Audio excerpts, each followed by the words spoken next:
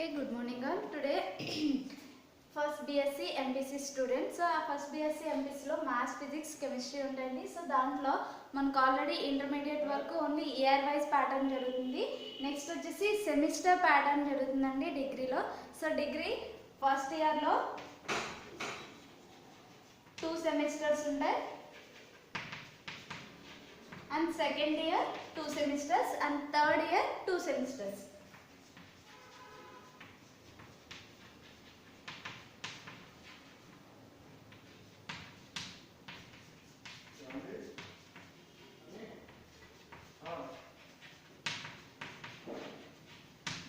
So 3 ఇయర్స్లో first ఇయర్లో 2 semesters జరుగుతాయి, నెక్స్ట్ సెకండ్ ఇయర్లో 2 సెమిస్టర్స్ జరుగుతాయి అండ్ థర్డ్ ఇయర్లో 2 సెమిస్టర్స్ జరుగుతాయి. సో ఈ 2 సెమిస్టర్స్లో మనం సో ఫస్ట్ సెమిస్టర్లో పేపర్ 1 ఫస్ట్ సెమిస్టర్లో పేపర్ 1 అని డిస్కస్ చేస్తామండి.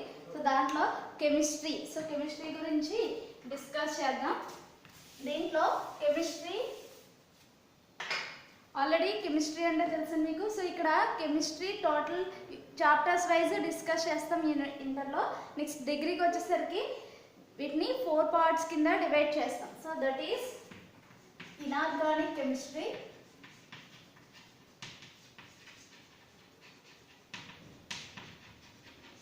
సెకండ్ వచ్చేసి ఆర్గానిక్,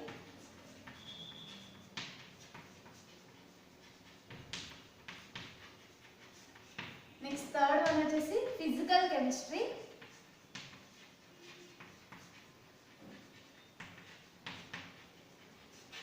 నెక్స్ట్ ఫోర్త్ వన్ వచ్చేసి జనరల్ కెమిస్ట్రీ.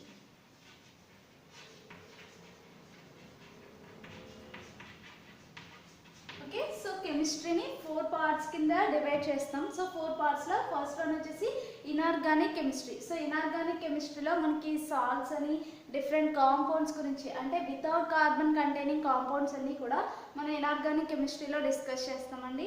నెక్స్ట్ ఆర్గానిక్ కెమిస్ట్రీకి వచ్చేసరికి కార్బన్ కంటైనింగ్ కాంపౌండ్స్ గురించి ఆర్గానిక్ కెమిస్ట్రీలో డిస్కస్ చేస్తాం. నెక్స్ట్ ఫిజికల్ కెమిస్ట్రీకి వచ్చేసరికి so physical changes observed in chemical compounds. So chemical కాంపౌండ్స్లో మనం ఫిజికల్గా వచ్చే చేంజెస్ని ఫిజికల్ కెమిస్ట్రీలో అబ్జర్వ్ చేస్తాం. అంటే డిఫరెంట్ మనం ప్రాసెస్ ప్రిపరేషన్ మెథడ్స్లో డిఫరెంట్ ప్రాసెస్ ఫాలో అవడం అండ్ హీటింగ్ ప్రాసెస్ అని, లైట్ ప్రాసెస్ అని, సో అలా డిఫరెంట్ ప్రాపర్టీస్ ఫిజికల్గా అబ్జర్వ్ చేసే ప్రాసెస్ అన్నీ కూడా మనం ఫిజికల్ కెమిస్ట్రీలో డిస్కస్ చేస్తామండి. నెక్స్ట్ వచ్చేసి జనరల్ కెమిస్ట్రీలో జనరల్గా సో థీరీస్ గురించి చెప్పుకుంటాం. అసలు అంటే అటామిక్ థియరీ అని అలాంటి థీరీస్ అన్నీ కూడా మనం జనరల్ కెమిస్ట్రీలో డిస్కస్ చేస్తాం. ఓకేనా, సో టోటల్గా 4 పార్ట్స్ 4 డివిజన్స్లో మనం కెమిస్ట్రీని 4 బ్లాక్స్ కింద డివైడ్ చేస్తాం. దీంట్లో వచ్చేసి మళ్ళీ సెమిస్టర్ 2 సెమిస్టర్స్ జరుగుతాయి కదా. సో ఆ 2 సెమిస్టర్స్లో ఫస్ట్ సెమిస్టర్ వచ్చేసి ఆర్గానిక్ అండ్ ఇనార్గానిక్ కెమిస్ట్రీ గురించి డిస్కస్ చేస్తాం. నెక్స్ట్ సెమిస్టర్ 2 వచ్చేసి physical chemistry and general chemistry గురించి డిస్కస్ చేద్దాం. సో దీంట్లో ఫస్ట్ మనం చెప్పుకునేది ఫస్ట్ సెమిస్టర్ జరుగుతుంది కాబట్టి సో ఫస్ట్ సెమిస్టర్లో ఇనార్గానిక్ అండ్ ఆర్గానిక్ కెమిస్ట్రీ గురించి డిస్కస్ చేస్తుంది. టోటల్గా ఈ సెమిస్టర్లో 5 యూనిట్స్ ఉంటాయి. టోటల్గా 5 యూనిట్స్ ఉంటాయండి. సో ఈ 5 యూనిట్స్లో 2 యూనిట్స్ వచ్చేసి ఇనార్గానిక్ కెమిస్ట్రీ నుంచి ఉంటాయి, నెక్స్ట్ 3 యూనిట్స్ వచ్చేసి ఆర్గానిక్ కెమిస్ట్రీ నుంచి ఉంటాయి. టోటల్ 5 యూనిట్స్లో first unit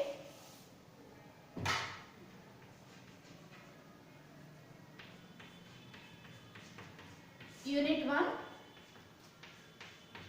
P block elements. P block elements 1. So ఇక్కడ మనం యూనిట్ 1లో P బ్లాక్ ఎలిమెంట్స్ 1 గురించి డిస్కస్ చేస్తాం. దీంట్లో ఈ P బ్లాక్ ఎలిమెంట్స్లో 13th group, 14th group and 15th groups గురించి డిస్కస్ చేస్తాం. Okay, 13th group, 14th group and 15th గ్రూప్స్ని P బ్లాక్ ఎలిమెంట్స్ 1లో ఫస్ట్ యూనిట్లో డిస్కస్ చేస్తాం. దీంట్లో 13th గ్రూప్ వచ్చేసి boron family and 14th group వచ్చేసి కార్బన్ ఫ్యామిలీ, 15th గ్రూప్ వచ్చేసి nitrogen family. So ఈ 3 ఫ్యామిలీస్ గురించి మనం ఇక్కడ P బ్లాక్ ఎలిమెంట్స్ 1లో డిస్కస్ చేస్తాం. నెక్స్ట్ వచ్చేసి యూనిట్ 2. సో యూనిట్ 2లో P block elements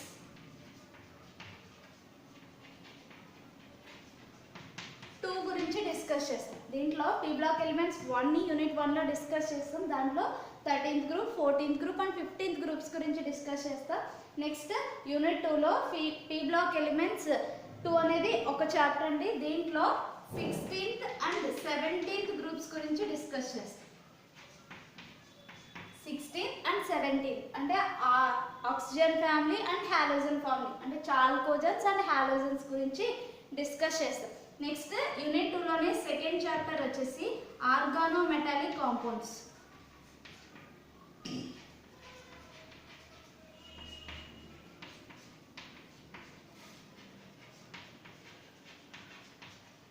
organo metallic compounds. ఇక్కడ ఆర్గానో మెటాలిక్ కాంపౌండ్స్ అంటే ఆర్గాన్ అంటే alkyl groups attached to the metals.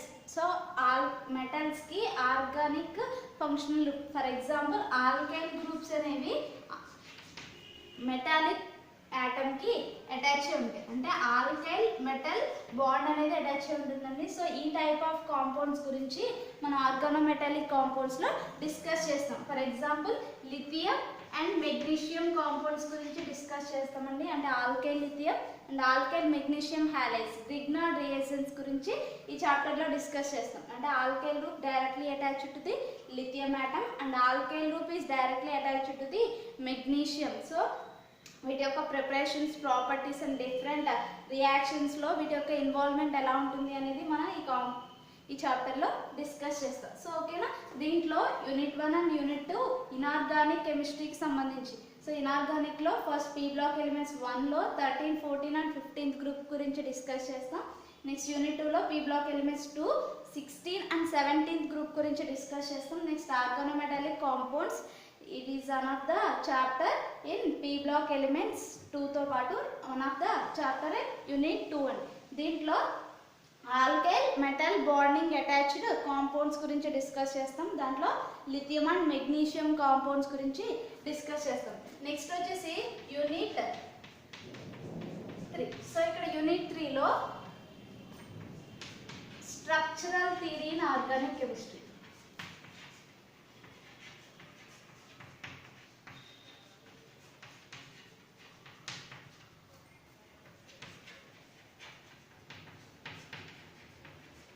Structural theory in organic chemistry. So structural theory in organic chemistry అంటే మనం already organic chemistry అంటే ఏం discuss చేసాం?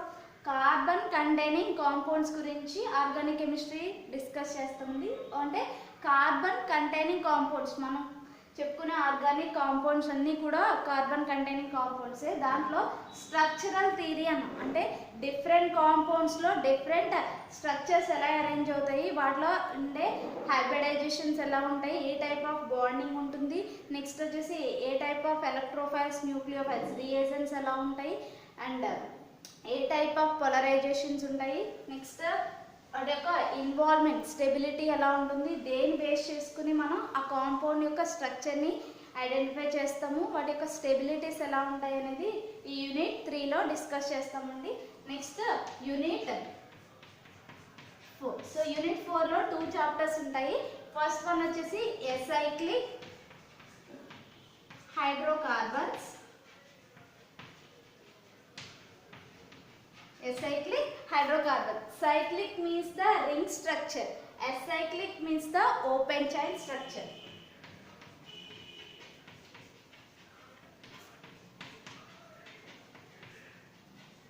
Open chain structure. Hydrocarbons ante carbon and hydrogen. Only carbon and hydrogen containing compounds are known as hydrocarbons. So hydrocarbons, acyclic hydrocarbons, that means open chain structure of hydrocarbons యొక్క compounds గురించి మనం unit 4లో discuss చేస్తామండి. దీంట్లో for example hydrocarbon open chain structure అన్న open chain methane, alkanes alkanes alkanes అవన్నీ కూడా మనకి ఎసైక్లిక్ హైడ్రోకార్బన్స్లోకి వస్తాయి. నెక్స్ట్ వచ్చేసి alicyclic hydrocarbons.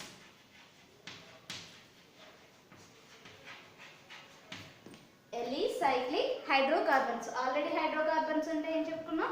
Hydrogen and carbon. Only hydrogen and carbon containing compounds are hydrocarbons. Alicyclic, ali means aliphatic cyclic ring. Aliphatic cyclic hydrocarbons, that means the without aromatic. Aromatic అంటే మనకి ring adjust అయినవన్నీ కూడా aromatic compounds కదండి. So aliphatic అంటే only ring structure. For example this is the cyclohexane. దీంట్లో aromatic అంటే ring adjust అవ్వాలి, అంటే double bonds adjust అవుతాయి. ఇలా 3 డబుల్ బాండ్స్ అడ్జస్ట్ అవుతాయి. ఇది మాత్రం aliphatic అవుతుంది. Without double bonds there is no delocalisation. So ఇక్కడ డబుల్ బాండ్స్ లేవంటే దీనికి aromatic క్యారెక్టర్ అడ్జస్ట్ అవుతుంది. This is the aliphatic cyclic hydrocarbon అవుతుంది. ఎందుకని ఇక్కడ ఓన్లీ కార్బన్స్. సో ఇక్కడ మనం చెప్పుకున్న ఈ కార్నర్స్ అన్నింటిలో కూడా ఈచ్ వన్ ఒక్కొక్క కార్బన్ అనేది అటాచ్ చేయి ఉంటుంది.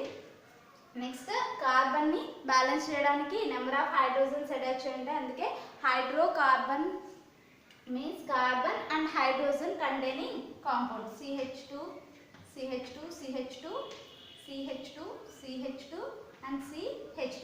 సో టోటల్ గా కార్బన్ అండ్ హైడ్రోజన్స్ మాత్రమే అటాచ్ చేయండి. This is the one of the hydrocarbon and aliphatic compound. దీనికి aromatic ప్రాపర్టీని ఎగ్జిబిట్ చేసే పాసిబిలిటీస్ లేవండి. సో aromatic ప్రాపర్టీస్ ఏంటనేవి నెక్స్ట్ చాప్టర్ లో డిస్కస్ చేస్తాం. సో ఇక్కడ అలిసైక్లిక్ అన్నాం కాబట్టి aliphatic cyclic ring containing hydrocarbon. So one of the alicyclic hydrocarbon ఇది అవుతుంది. ఇక్కడ acyclic means the open chain structure అన్న, అంటే alkane CH3CH3. This is ethane. దీంట్లో ఇది అసైక్లిక్ రింగ్ స్ట్రక్చర్ లో అడ్జస్ట్ అయ్యలేదు, ఓన్లీ హైడ్రోకార్బన్స్ ఉన్నాయి. అంటే అసైక్లిక్ హైడ్రోకార్బన్ కి one of the example ethane అవుతుంది. సో టోటల్ గా చాప్టర్ లోకి వెళ్ళినప్పుడు ఇంకా డీప్ గా ఎక్స్ప్లెయిన్ చేసుకుందాం.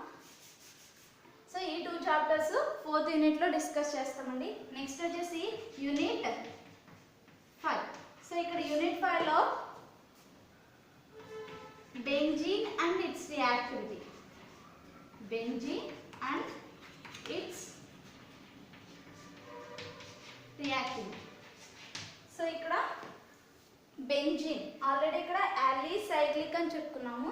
దీంట్లో రింగ్ ఎగ్జిస్ట్ అయితే అది aromatic అవుతుంది కదా, దాన్ని బెంజీన్ అని పిలుస్తాం. So benzene and its reactivity. So benzene కి రిలేటెడ్ కాంపౌండ్స్ అన్నింటి గురించి ఈ యూనిట్ 5 లో డిస్కస్ చేస్తామండి. దాంట్లో బెంజీన్, సో బెంజీన్ మీద ఏదైనా ఫంక్షనల్ గ్రూప్స్ అటాచ్ అంటే ఆ కాంపౌండ్స్ ఎలా బిహేవ్ చేస్తాయి అండ్ బెంజీన్ స్ట్రక్చర్ ఎలా ఎగ్జిస్ట్ అవుతుంది, ఇది ఏ టైప్ ఆఫ్ రియాక్షన్స్ లో ఇన్వాల్వ్ అవుతుంది, ఏ టైప్ ఆఫ్ మెకానిజం లో రియాక్షన్స్ జరుగుతాయి అన్ని కూడా మనకి ఈ యూనిట్ 5 లో డిస్కస్ చేస్తాం. ఓకేనా. సో ఈ 3 యూనిట్స్ కూడా మనకి ఆర్గానిక్ కెమిస్ట్రీకి రిలేటెడ్ చాప్టర్స్ అండ్ ఈ 2 యూనిట్స్ కూడా ఇన్ఆర్గానిక్ రిలేటెడ్ చాప్టర్స్. ఓకేనా. సో టోటల్ ఈ 5 యూనిట్స్ ని మన ఫస్ట్ సెమిస్టర్ లో ఫస్ట్ పేపర్ 1 లో డిస్కస్ చేస్తాం.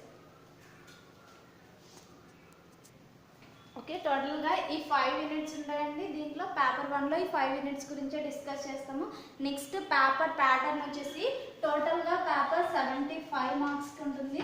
దీంట్లో 10 marks questions and 5 marks questions ఉంటాయి. టోటల్ గా ఫస్ట్ పార్ట్ 1 లో మనకి 5 క్వశ్చన్స్ ఉంటాయండి. సో 5 క్వశ్చన్స్ లో ఫస్ట్ క్వశ్చన్ లో ఏ ఆర్ బి ఉంటుంది. సో మీరు ఏ ఆర్ బి రాయాలి. దీంట్లో ఫస్ట్ క్వశ్చన్ కి 10 మార్క్స్, అలా 5 క్వశ్చన్స్ ఉంటాయి. 5 క్వశ్చన్స్ కి 10 మార్క్స్, 50 మార్క్స్ వచ్చేసి ఫస్ట్ పార్ట్ ఏ కి ఉంటుంది. Next part B or part 2. So part 2 లో మళ్ళీ 8 క్వశ్చన్స్ ఉంటాయండి. సో 8 క్వశ్చన్స్ లో 5 క్వశ్చన్స్ అటెంప్ట్ చేయాలి. ఈచ్ వన్ వచ్చేసి 5 మార్క్స్, టోటల్ 25 మార్క్స్. సో ఈ 50 మార్క్స్ ఇవి 25 మార్క్స్, టోటల్ 75 మార్క్స్ కి పేపర్ ఉంటుంది. సో టోటల్ 75 మార్క్స్ లో ఫస్ట్ పార్ట్ 1 లో 5 క్వశ్చన్స్ ఉంటాయి. 5 క్వశ్చన్స్ అటెంప్ట్ చేయాలి. బట్ 5 క్వశ్చన్స్ లో every question 1 or A or B ఉంటుందండి. సో ఏ ఆర్ బి లో మీరు any one of the question attempt చేయాలి. సో ఆ క్వశ్చన్ కి మనకి each one carry 10 marks. So 10 marks ఉంటుంది కాబట్టి టోటల్ 5 క్వశ్చన్స్ కి 50 మార్క్స్ ఉంటుందండి. నెక్స్ట్ పార్ట్ 2 లో టోటల్ 8 క్వశ్చన్స్ ఉంటాయి. సో ఆ 8 క్వశ్చన్స్ లో మీరు ఎనీ 5 ఆఫ్ ది క్వశ్చన్స్ ని అటెంప్ట్ చేయాలి. సో ఆ 5 క్వశ్చన్స్ కి 5 మార్క్స్ చొప్పున టోటల్ 25 మార్క్స్ ఉంటాయి. టోటల్ 75 మార్క్స్కి పేపర్ ఉంటుందండి. నెక్స్ట్ ఈచ్ సెమిస్టర్లో కూడా మీకు ప్రాక్టికల్ అనేది ఉంటుంది. సో ప్రతి ప్రాక్టికల్కి 50 మార్క్స్ ఉంటాయి. మీకు పేపర్ 1లో సెమిస్టర్లో పేపర్ 1లో ఒక ప్రాక్టికల్ ఉంటుంది. నెక్స్ట్ సెమిస్టర్ 2లో మళ్ళీ ప్రాక్టికల్స్ ఉంటాయని అలా ఈచ్ సెమిస్టర్కి ప్రాక్టికల్స్ కూడా ఉంటాయి.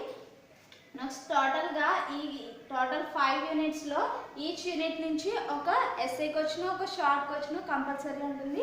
అంటే పీ బ్లాక్ ఎలిమెంట్స్లో 13th and 14th 15th groups నుంచి ఒక ఎస్ఏ క్వశ్చన్ వస్తుందండి. అంటే every unit having 10 marks and 5 marks question. ఓకేనా? సో ప్రతి యూనిట్ నుంచి ఒక మనకి 10 మార్క్స్ క్వశ్చన్ ఒకటి వస్తుంది అండ్ 5 మార్క్స్ క్వశ్చన్ ఒకటి వస్తుంది. టోటల్గా 5 యూనిట్స్ నుంచి 5 10 marks questions and 5 marks questions ఉంటాయి. రిమైనింగ్ 3 క్వశ్చన్స్ కూడా ఏ యూనిట్ నుంచి అయినా రావచ్చు. ఓకేనా? దీంట్లో 10 మార్క్స్ క్వశ్చన్లో మనకి ఇక్కడ 13, 14, 15 గ్రూప్స్ ఉన్నాయి. ఆల్రెడీ 10 మార్క్స్ క్వశ్చన్స్ అన్నీ కూడా ఏఆర్బి ఆప్షన్లో ఉంటాయని చెప్పుకున్నాం. అంటే A and B total 2 SA questions వస్తాయి. ఆ 2 ఎస్ఏ క్వశ్చన్స్ కూడా యూనిట్ 1 నుంచి 2 ఎస్ఏ క్వశ్చన్స్ వస్తాయి. దాంట్లో మీరు 1 ఆఫ్ ద క్వశ్చన్ని అటెంప్ట్ చేయాలి. అంటే దీంట్లో పీ బ్లాక్ ఎలిమెంట్స్లో ఫస్ట్ క్వశ్చన్ ఫస్ట్ యూనిట్ నుంచి వస్తే ఏఆర్బి ఎక్కడ ఉంటుంది? యూనిట్ 1 నుంచే ఉంటుంది. కానీ దీంట్లో మీరు A or B any 1 of the question attempt చేయాలండి. అంతే తప్ప దీంట్లో ఏబి టోటల్ 10 క్వశ్చన్స్ ఉండి మీకు ఎనీ 5 క్వశ్చన్స్ రాయమని ఉండదు. ఓన్లీ ఫస్ట్ క్వశ్చన్లోనే ఏఆర్బి అని ఉంటుంది. దీంట్లో ఎనీ 1 ఆఫ్ ది క్వశ్చన్ మాత్రమే అటెంప్ట్ చేయాలి. నెక్స్ట్ యూనిట్ 2లో సెకండ్ క్వశ్చన్లో సేమ్ మళ్ళీ ఏ ఆర్ బి ఉంటుంది. సో ఏఆర్బిలో మీరు ఎనీ 1 ఆఫ్ ద క్వశ్చన్ని అటెంప్ట్ చేయాలి. నెక్స్ట్ యూనిట్ 3లో సేమ్ థర్డ్ క్వశ్చన్లో ఏఆర్బి ఉంటుంది. ఫోర్త్ యూనిట్లో ఫోర్త్ క్వశ్చన్లో ఏఆర్బి ఉంటుంది. ఫిఫ్త్ యూనిట్లో ఫిఫ్త్ క్వశ్చన్లో ఏఆర్బి ఉంటుందండి. సో ఎవ్రీ క్వశ్చన్ నుంచి మీరు ARB any 1 of the option మాత్రమే రాయాలి. ఒకే దాంట్లో 2 క్వశ్చన్స్ రాస్తే మీకు కంప్లీట్ 10 మార్క్స్. ఇక్కడ ఓన్లీ ఒక 10 మార్క్స్ మాత్రమే వస్తాయి. ఒక్క క్వశ్చన్ అటెంప్ట్ చేయాలి. 2 క్వశ్చన్స్ అటెంప్ట్ చేసినా 10 మార్క్సే వస్తాయి. నెక్స్ట్ అదే 5 మార్క్స్ క్వశ్చన్స్ వస్తే టోటల్గా 8 క్వశ్చన్స్ ఉంటాయండి. సో ఆ 8 క్వశ్చన్స్లో మీరు ఎనీ 5 క్వశ్చన్స్ని అటెంప్ట్ చేయొచ్చు. అంటే ఒకే యూనిట్ నుంచి 2 క్వశ్చన్స్ అటెంప్ట్ చేసినా ప్రాబ్లం ఉండదు. కానీ ఇక్కడ ఎస్ఏ క్వశ్చన్స్లో మాత్రం ఎవ్రీ యూనిట్ నుంచి అంటే ఒక క్వశ్చన్ టోటల్ 5 క్వశ్చన్స్లో 5ని ARB any 1 of the question మాత్రమే అటెంప్ట్ చేయాలి. ఓకేనా? దీంట్లో నెక్స్ట్ క్లాస్లో మనం ఫస్ట్ ఆర్గానిక్ కెమిస్ట్రీ నుంచి structural theory and organic chemistry గురించి డిస్కస్ చేద్దాము. టోటల్గా సిలబస్ గురించి అర్థమైంది అనుకుంటున్నాను. ఓకే? సో దీంట్లో first unit P block elements, second unit P block elements 2 and organometallic compounds ఉంది. నెక్స్ట్ ఈ థర్డ్, ఫోర్త్, ఫిఫ్త్ యూనిట్స్ అనేవి ఆర్గానిక్ కెమిస్ట్రీకి రిలేటెడ్ కాంపౌండ్స్. దీంట్లో first structural theory in organic chemistry total ఏ type of bonds ఉంటాయి and ఏ type of reagents ఉంటాయని కూడా మనం ఈ థర్డ్ యూనిట్లో చూస్తాము. నెక్స్ట్ అలిసైక్లిక్ హైడ్రోకార్బన్స్ గురించి alicyclic this is acyclic hydrocarbons and alicyclic hydrocarbons ఈ 2 కాంపౌండ్స్ గురించి యూనిట్ 4లో డిస్కస్ చేస్తాం. Next benzene and its reactivity. So benzene compounds గురించి 5th యూనిట్లో డిస్కస్ చేస్తాం. టోటల్గా ఇది సిలబస్ అండి. ఓకే?